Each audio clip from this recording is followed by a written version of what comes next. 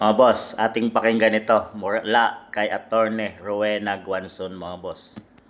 Hindi naman yan betrayal of public trust. No matter what you say about Sara Duterte, hindi naniniwala yung mga Bisaya na nagnakaw si Sara at saka even lawyers. Confidential funds, 125 million. Ninakaw niya ba yon? Isabi nga na may unmodified opinion sila. So, walang anumang problema.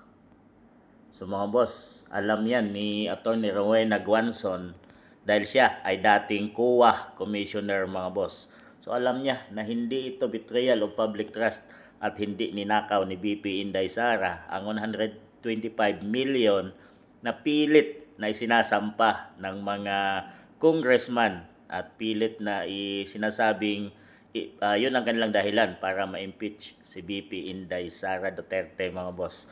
Hindi sila makakaligtas dito kay attorney dahil abogada ito, mga boss, at dating COA commissioner. So alam niya ano ang proseso ng confidential funds.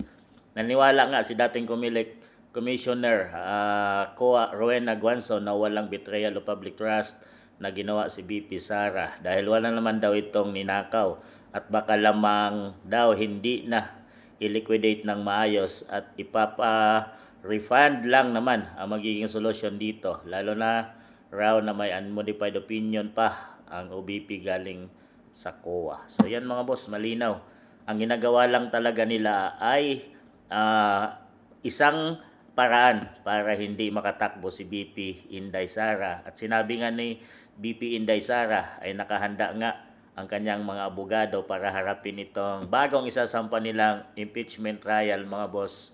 Dahil talagang wala naman basihan ang lahat at talagang alam ni BP Inday Sara na mayroon itong COA report, mga boss. Tsaka ang dahilan na lang nila ay para masira ang pangalan ni BP Inday. So yan lang kanilang ginagawa, mga boss, at wala naman talaga ang katotohanan at pinatunayan na yan ni dating COA Commissioner Atty. Rowena Guanzon na hindi betrayal of public trust ang kanilang ginawa, kundi isang paraan para pigilan si BP Inday sa pagtakbo sa 2028 election.